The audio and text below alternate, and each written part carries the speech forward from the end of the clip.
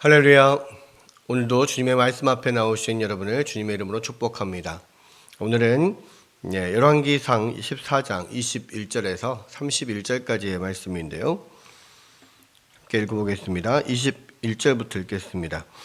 솔로몬의 아들 르호보암은 유다 왕이 되었으니 르호보암이 왕위에 오를 때에 나이가 41세라. 여호와께서 자기 이름을 두시려고 이스라엘 모든 지파 가운데에서 택하신 성읍 예루살렘에서 17년 동안 다스리니라. 그의 어머니의 이름은 나아마요 암몬 사람이더라.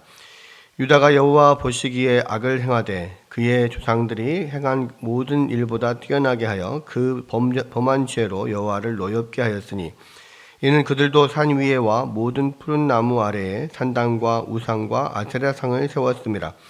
그 땅에 또 남색하는 자가 있었고 여호와께서 이스라엘 자손 앞에서 쫓아내신 국민의 모든 가증한 일을 우리가 본받아 행하였더라. 르호보암 왕 제5년에 애굽 왕 시삭이 올라와서 예루살렘을 치고 여호와의 성전의 보물과 왕궁의 보물을 모두 빼앗고 또 솔로몬이 만든 금 방패를 다 빼앗은지라.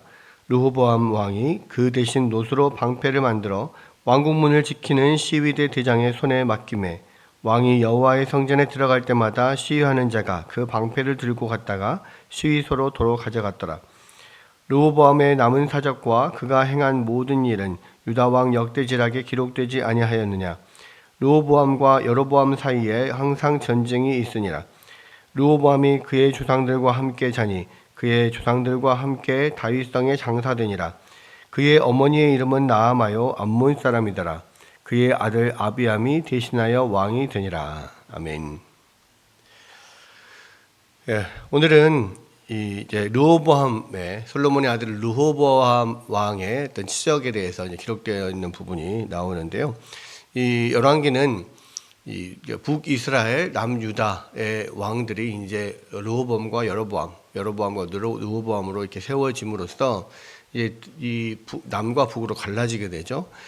이제 계속해서 두 왕이 나오는데 그 한 왕이 먼저 나오고 북이스라엘 나오고 또 남유다 나오고 또 남유다 나오고 북이스라엘 나오고 이런 식으로 이렇게 교차해서 계속해서 이야기가 됩니다. 그래서 북이스라엘 왕 여로보암 몇 년 때에 그러니까 여로보암이 다스리던 때 몇 년에 밑에 누가 또 왕이 올랐고 이런 식으로 서로 비교해서 이야기가 되고 있거든요.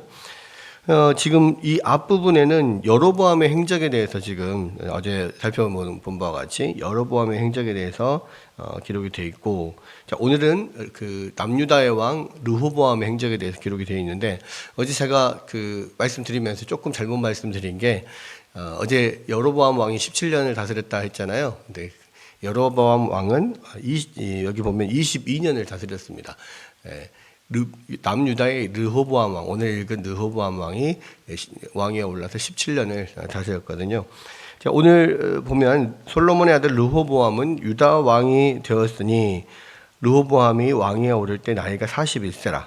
적지 않은 나이에 지금 올랐습니다. 그래서 그 원로들의 이야기를 듣지 않고 자기와 함께 자란 또래들의 어린 소년들의 이야기를 들었다라고 표현이 되어 있는데 사실은 어리지 않아요. 41세 르호보암 왕이 41세 왕에 올랐으면 그와 함께 같이 자란 또래들도 다 비슷비슷한 연령대였기 때문에 어린 게 아닙니다. 다만 비교적으로 원로들과 비교했을 때 나이가 어리다라는 의미죠. 어쨌거나 그렇게 41세에 왕위에 올랐고 여호와께서 자기 이름을 두시려고 이스라엘 모든 지파 가운데서 택하신 성읍 예루살렘에서 17년 동안을 다스렸다. 17년 다스렸는데 이 예루살렘이 지금 성경은 계속 이야기하고 있습니다. 이 이스라엘의 모든 12지파 중에서 하나님께서 특별히 당신의 이름을 두시기 위해서 선택하신 그런 도성이다. 예루살렘. 예루살렘은 특별한 지위를 가지고 있는 거죠. 그래서 사실 지금 그 하나님의 이름을 두시려고 택한 예루살렘에 하나님께서 그 이름을 두실 성전을 세우게 하셨잖아요. 그래서 하나님을 만나려면 그 예루살렘에 있는 성전으로 가야 됩니다. 지금은 우리가 예수 그리스도께서 우리의 성전 되시고 예수께서 우리 안에 계시기 때문에 언제든지 우리가 어느 자리에서든지 무릎을 꿇고 예수 그리스도의 이름으로 나아가면 하나님을 만날 수 있죠. 그런데 이때는 그렇지 않았습니다. 신약 시대가 아니라 구약 시대에는 하나님께서 반드시 정하신 그곳, 하나님께서 당신의 이름을 두시려고 선택하신 예루살렘, 그리고 그곳에 있는 성전, 거기에서만 하나님을 만날 수가 있었어요. 그래서 사실 여로보암도 하나님의 약속대로 하나님을 잘 섬기고 그렇게 했으면 계속해서 그 왕위가 이어졌을 텐데, 그러기 위해서는 반드시 이 예루살렘으로 찾아와 하나님 앞에 나와서 1년에 3차례 이상 하나님 앞에 나와서 예루살렘에서 예배를 드리고 제사를 드리고 또 주님을 만나고 이런 과정들이 분명히 필요했던 거죠. 뭐 그러면 그런 부분에 있어서 어떻게 남유다의 왕과 마찰이 있었을지는 모르겠지만 그것을 다 감수하고라도 여로보암은 그것을 지켰어야 되는 겁니다.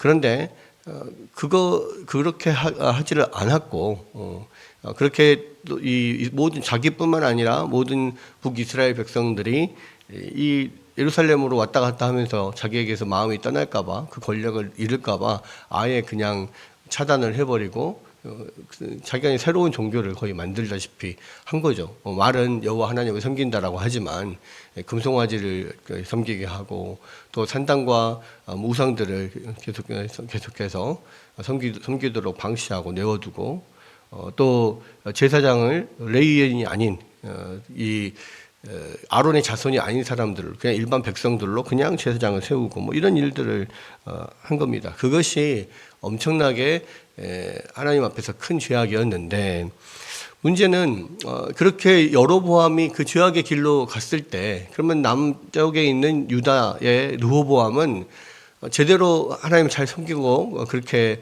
살았느냐, 그렇게 통치를 했느냐, 천만의 말씀인 거예요.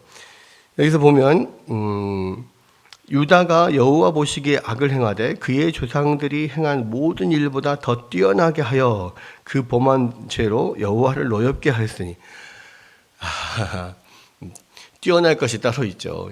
범죄를 더 뛰어나게 합니까? 와, 모든 조상들보다 더 뛰어나게 악을 행했다라고 합니다. 지금 르호보암 시대에 그런 일이 일어났다는 거예요. 이는 23절, 이는 그들도 산 위에와 모든 푸른 나무 아래에 산당과 우상과 아세라상을 세웠습니다.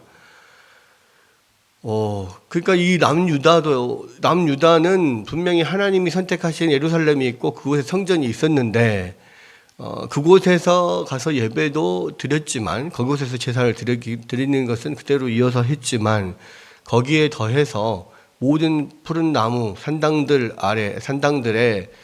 그 모든 목상, 아세라 목상, 바알 신을 상징하는 그런 우상, 이런 것들을 세워놓고 그 가나안에서 섬기던 그 이방의 우상들, 가나안 땅의 신들을 그대로 또 섬겼다는 거예요. 이 가나안 사람들이 행했던 그대로를 그냥 이렇게 따라서 했다는 겁니다. 24절에도 그 땅에서 또 남색하는 자가 있었고 여호와께서 이스라엘 자손 앞에서 쫓아내신 국민의 모든 가증한 일을 무리가 본받아 행하였더라. 이 남색하는 자는 누구냐면 그 가나안의 신들의 제사장입니다. 그래서 이곳에서 있는 제사장들이 그 어떤 제사의 일환으로서 그런 성창이라고 하죠. 그곳에 있는 사제들과 성관계를 맺는 거예요. 성적인 관계를. 왜냐하면 이곳에 있는 아세라 목상, 그 다음에 바알신을 상징하는 돌기둥, 석상, 이런 것들이 풍요의 신이거든요.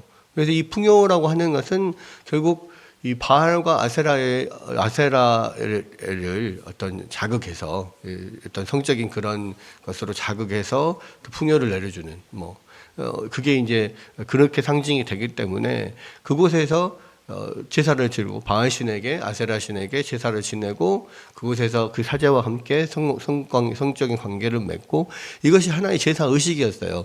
그러니까 종교적인 제사 의식이 그러한 또 성적인 것과 연관이 되어 있기 때문에, 그래서 가나안이 성적으로 굉장히 타락한 그런 곳이었고, 그래서 하나님께서 그들을 이스라엘 백성들을 데리고 와서 그들을 치심으로써 그들을 벌하신 거잖아요.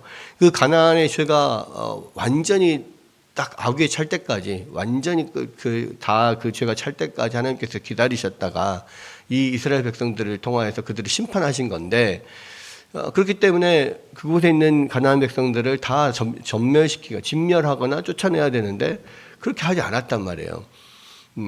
그러니까 그 심판의 의미가 있기 때문에 진멸하라고 한 것이었고, 또 하나는 그곳에 이스라엘 백성들이 이제 들어가서 하나님의 나라를 만들기 위해서는 그곳에 정결한 땅이 되어야 돼요. 그런데 그곳에 여전히 가나안 민족들이 남아 있으면 계속해서 그러한 자기들의 어떤 그런 타락한 종교를 계속해서 자기들이 또 믿고 그렇게 그런 문화 가운데 있을 것이고, 이스라엘 백성들은 또 그것을 받아들이고 거기에 물들어가지고 똑같이 될 거란 말이에요. 그렇기 때문에 이스라엘 백성들에게 그곳 가나안 땅을 차지하면서 모든 가나안 민족들을 멸하거나 다 쫓아내라고 했거든요. 그런데 그것을 쫓아내지 못했거나 내지는 쫓아내지 않았습니다. 그 결과가 어떻게 됐습니까? 결국은 그 사람들하고 똑같이 동화가 되어버리는 거예요. 그래서 이 르호보암 시대에는 이미 그 남유다에 그러한 가나안의 종교가 그냥 그렇게 판을 치고 있는 겁니다. 그대로 그들은 주로 이 산당에서 또 여러 가지 푸른 나무 아래에서 그렇게 그런 우상들을 만들어 놓고 그곳에서 제사를 지내고 그랬거든요. 그 전통 그대로 그냥 가나안 민족들이 섬겼던 종교 그대로를 그냥 그대로 답습해서 이스라엘 백성들도 하고 있는 거예요. 예루살렘에 분명히 성전이 있습니다. 그리고 그곳에 가서 이스라엘 백성이 제사도 드립니다. 그런데 가나안 신에게도 제사를 드려요. 왜? 그것이 풍요의 신이고 또 그러한 성적인 문화와 결합되어 있는 그런 것이 자기들이 보기에 더 좋게 여겨지는 거거든요. 이게 보통 우리가 악화가 양화를 구축한다고 그러죠. 죄적인 것일수록, 악한 것일수록 훨씬 더 파급 효과가 큽니다. 훨씬 더 빨리 그것들을 젖어들게 만들어요. 사람들이 동화시키는 큰 힘이 있습니다. 여러분, 그래서 결국은 르호보암 때 이런 일들, 유다가 엄청나게 지금 우상숭배가 만연한 그러한 곳으로 지금 변해버리는 거예요. 근데 여기에는 어떤 이유가 있었냐면, 지금 두 번이나 이 대목에 앞에서 한번 뒤에서 한번 두 번이나 이야기가 나오는데, 이 르호보암의 어머니의 이름은 나아마요 암몬 사람이더라. 이 말이 앞에도 나오고 뒤에도 나옵니다. 21절에도 그렇게 나와 있고요. 또 마지막에 31절에도 르호보암이 그의 조상들과 함께 자니 그의 조상들과 함께 다윗성에 장사되니라. 그의 어머니의 이름은 나아마요 암몬 사람이더라. 여러분, 이것이 굉장히 중요한 겁니다. 왜냐하면 그 영향이 컸다는 거죠. 두 번이나 지금 강조돼서 나온다는 것은 그 어머니의 역할이 굉장히 컸다는 겁니다. 지금 솔로몬 왕의 그 부인들이 여러 명이 있었잖아요. 1000명이나 되는 처첩이 있었습니다. 그 중에서 본처는 한 명이죠. 애굽 왕 바로의 딸. 그 본처는 한 명입니다. 그런데 많은 처첩들이 그 외에도 그 1000여 명의 그런 처첩들이 있었어요. 그리고 그 처첩들 중에는 하나님께서 교제하지 말라고 했던 그런 가나안 족속들의 그런 예를 들어 수장들의 딸이라든지 이런 사람들이 많이 있었습니다. 그러니까 암몬 사람도 있고 모압 사람도 있고 가나안 민족들의 거기에 있는 수장들도 있고 여러 사람들이 있어요.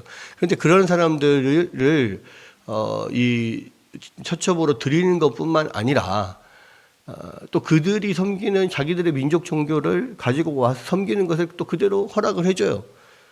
그러니까 지금 이 암몬 같은 경우는 밀곰이라고 하거나 몰렉이라고도 하는 그런 신을 섬기잖아요. 그리고 그들에게 이렇게 몰렉이나 밀곰 신에게 바칠 수 있는 최고의 제사는 자기의 자녀를 이렇게 불태워서 바치는 것을 최고의 제사로 여기기도 하고, 그러니까 엄청난 그런 폐륜적인 그러한 나름대로의 종교 문화를 갖고 있어요. 근데 지금 르호보암이 바로 그 모압 여인 나아마의 아들이기 때문에 또 어려서부터 계속해서 그 어머니가 그 몰렉을 섬기는 것을 계속 봤고 그 안에서 그렇게 자라왔단 말이에요. 나중에는 솔로몬이 그 여인들이 섬기는 이방신들을 섬기는 일에 동참을 하고 그렇잖아요. 결국 그것 때문에 이제 하나님의 어떤 심판을 또 징벌을 받게 됐는데, 그것이 이제 르호보암 자기의 솔로몬대가 아니라 그 아들대로 넘어가는데, 그 아들대로 자연스럽게 넘어갈 수밖에 없는 게, 그 아들은 이미 우상을 숭배하는 문화 가운데서 이미 자랐단 말이에요. 르호보암이. 그러니까 르호보암이 왕이 돼서 다윗과 언약한 그 여호와 하나님을 계속해서 그 이스라엘 유다 전체가 섬기고, 그 왕이 그것을 맨 앞장서서 그걸 섬겨야 되는데, 그러나 그것과 함께 또 어려서부터 그 어머니와 함께 섬겼던, 여전히 어머니가 지금 살아 있을 거 아니에요. 그 영향 안에서 우상을 섬기는 것도 그냥 그렇게 허용하고 방치하고 또 어떻게 보면 더 장려하고 이랬을 거란 말입니다. 결국은 그 결과 어떻게 됩니까? 온 나라에, 유다에 그런 우상 숭배가 만연하게 되는 그런 일들이 일어나는 거죠. 그것을, 그 어머니의 영향이 컸다는 것을 이야기하기 위해서 성경에서는 지금 앞에서 뒤에서 한 번씩 계속 그 이야기를 하고 있는 거예요.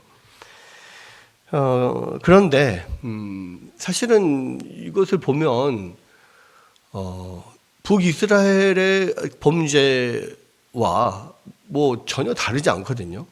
르호보암과 유다가 범한 죄는 똑같이 하나님을 떠나서 다른 우상들을 섬기는 그러한 그런 죄악이었단 말이에요. 그런데 여로보암은 하나님께서 이제 그 왕조가 이어지지 않을 것이다라고 하고 계속 여러 가지 징조를 주면서 어떤 그런 벌을 주시잖아요. 그 나라가, 그 여로보암 왕조는 망하게 만들어 버립니다. 그런데 반면에 똑같은 범죄 가운데 있음에도 불구하고 르호보암은 그 왕위를 잃어버리지 않아요. 그리고 자손들에게 그 왕위가 계속 이어져 갑니다. 왜 그렇습니까? 다윗과의 약속 때문이죠. 하나님께서 그 다윗과의 약속을 신실하게 계속 지키시는 거예요. 끝까지. 그래서 그 다윗의 왕위가 영원히 이어지도록, 그 자손들에게서 왕위가 끊어지지 않도록 이렇게 정말 하나님을 떠나고, 심지어는 그 조상들이 행한 모든 악보다 더 뛰어난 악을 행했다라고 말할 정도의 그런 상황이들 불구하고 아예 망하게 하지 않고 계속 그 왕위가 이어져 가게 만듭니다. 대신에 이 사람의 매와 채찍으로 그들을 치게 튄다라고 말씀을 하셨잖아요. 그러니까 여기서 보면 애굽 왕 시삭을 들어서 결국은 그 이스라엘을 치시는 거죠. 이것은 이제 자녀를 바로 올바르게 이끌기 위해서 회초리를 드는 것과 똑같습니다. 여기서 보면 25절에 르호보암 왕 제5년에 애굽 왕 시삭이 올라와서 예루살렘을 치고 여호와의 성전의 보물과 왕궁의 보물을 모두 빼앗고 솔로몬이 만든 금방패를 다 빼앗은지라. 그러니까 시삭이 올라와 가지고요, 모든 것을 다 가져가 버려요. 그런데 아마 이제 그 성경학자들은 이것을 시삭이 와서 직접 예루살렘을 점령하고 그것을 다 탈취해 갔다라기보다는 시삭의 군대가 올라왔을 때 결국은 르호보암이 화친을 청하면서 그 모든 성전과 이 왕궁에 있는 보물을 다 그냥 바친 것으로 그렇게 생각을 합니다. 그래서 예루살렘이 함락되지는 않았고 그렇게 해서 그 보물들을 바침으로써 결국은 이제 애국 군대가 물러갔다, 그렇게 이야기를 하죠. 사실은 그래서 이제 예루살렘이 함락된 것은 마지막 BC 586년에 바벨론 느부갓네살의 침공에 의해서 마지막 함락이 될 때, 그때가 처음이자 마지막으로 함락이 된 거고요. 예루살렘은 그만큼의 사실 난공불락의 그런 요새였습니다. 그때도 바벨론 군대가 예루살렘을 침공을 할 때도 사실은 오랫동안 이 예루살렘을 함락시키지 못해서 굉장히 오랫동안 그 세월을 이끌었었어요. 그리고 예루살렘이 함락이 안 되니까 다른 도시들을 다 이렇게 먼저 함락시키고 예루살렘은 포위해 놨다가 결국은 그때 1년 6개월인가요? 2년 정도인가? 결국 포위를 풀지 않고 있기 때문에 그 안에서 모든 지금 뭐 식량이나 이런 것들이 다 떨어져 버려서 결국은 어쩔 수 없이 문 열고 나와서 도망치다가 왕이 잡히고 그 예루살렘에 함락됐지, 외부에 의해서 공격에 의해서 예루살렘이 함락된 적은 한 번도 없었습니다. 네. 뭐 그런 것들을 봤을 때 아마 이때도 그냥 함락이 된 게 아니라 그렇게 보물들을 다 갖다가 싸다 주면서 제발 물러가라, 더 이상은 공격하지 말아 달라, 뭐 이렇게 해서 화친을 청해서 그렇게 된 것으로 생각을 합니다. 그렇게 해서 다 탈탈 털리고, 지금 여기에서는 열왕기상에서는 그게 나오지 않지만 이제 역대를 보면 르호보암이 회개를 하는 게 나오고요. 결국 그 이후로부터는 또 하나님 앞에 더 주님 앞에 하나님 앞에 나오고 또 하나님 붙드는 그런 면들이 나오는데, 여기에서 보면 르호보암 왕이 그 대신 노스로 방패를 만들어 왕궁문을 지키는 시위대 대장의 손에 맡김에 왕이 여호와의 성전에 들어갈 때마다 시위하는 자가 그 방패를 들고 갔다가 시위소로 도로 가져갔더라. 이게 금방패는 그 솔로몬의 그 어마어마했던 그 금방패, 뭐 큰 방패 뭐 200개, 작은 방패 300개 뭐 그랬던가요? 엄청나게 많은 그런 방패들이 싹 다 뭐 이렇게 줘버리고 이제는 노스로다가 방패를 만들었어요. 그렇게 해서 얼마나 이게 지금 초라해졌는가를 사실 보여주고 있고, 또 하나는 여기서 보면 르호보암이 여호와의 성전에 들어갈 때마다 시위대장이 놋방패를 가지고 이렇게 보호하고 그 호위를 하고 또 이렇게 다시 시위대에 갖다 놓고 이랬다는 거예요. 이게 뭡니까? 여호와의 성전에 들어갈 때마다. 그러니까 르호보암이 그 이후로 하나님의 성전 앞에 자주 들었다는 거예요. 예, 그 르호보암이 회개를 했다라고 하는 면이 이제 보여지는 거죠. 여러분, 이걸 통해서 우리가 뭘 알 수 있냐면요. 하나님께서 약속하신 자들, 다윗의 언약을 하나님께서 신실하게 지켜서 결국은 그 왕위를 계속 이어가게 하시고, 그 르호보암은 여로보암과 동일하게 그런 큰 우상 숭배의 범죄를 저질렀지만 그럼에도 불구하고 하나님께서 그를 치시고 회개케 하시는 거죠. 회개케 하시고 그리고 결국 또 하나님을 섬기는 그 자리로 그를 불러들이고, 그렇게 해서 이렇게 하나님의 그런 나라를 이어가는 이런 면들을 볼 수가 있습니다. 이것이 하나님의 은혜입니다. 하나님의 자녀들은요, 다리 몽둥이를 분질러서라도 분명히 하나님이 데리고 오십니다. 왜냐하면 내 자녀니까요. 그러나 남의 자녀는 그렇게 하지 않는 거예요. 그리고 여로보암에게는 그런 약속을 하셨지만 여로보암이 그것을 지키지 않으니까 그냥 그 왕조가 그냥 끊기고 다른 왕조로 바뀌게 만드시잖아요.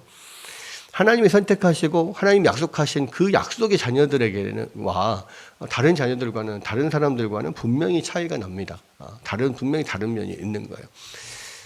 여러분, 우리도 마찬가지입니다. 우리는 하나님께서 태초부터 우리를 선택하셔서 이곳에 부르신 그런 약속의 자녀들이잖아요. 정말로 우리가 그러한 부르심에 합당하게 이 자리에 있고 또 열심으로 그 주님을 붙잡고 나아간다면 때로는 우리가 넘어질 수 있어요. 범죄하기도 합니다. 그러나 그때마다 하나님께서 우리를 채찍질하시고 매를 때리시고 그렇게 다리 몽둥이를 분질러서라도 하나님 앞에 다시 회개케 하시는 분이 하나님이십니다. 그리고 우리가 더 그런 길을 겪고 더 하나님을 붙들게 되는 거죠. 여러분, 저 하나님께서 그렇게 우리를 이끌어가고 계세요. 중요한 것은 그러한 은혜가 우리 가운데 있다는 것. 그것을 믿고 오히려 방중의 길로 가자, 그렇게 하면 안 되고, 하나님이 그렇게 우리를 사랑하시고 우리를 이끌어 주시니 우리가 열심으로 더 주님을 섬기고 주님 안에 또 주의 말씀대로 신실한 또 그런 다윗의 길로 우리가 늘 나아가기를 우리가 소원하고 다짐하면서 늘 또 주님을 붙들고 살아가야 된다는 겁니다. 오늘도 이 말씀 생각하면서 우리는 약속의 자녀로서 하나님의 인도하신 가운데 있다는 것을 늘 믿고 의지하며 더 주님께 또 마음을 다하여서 또 주님 섬기고 나아갈 수 있는 여러분들 되시기를 주의 이름으로 축원합니다.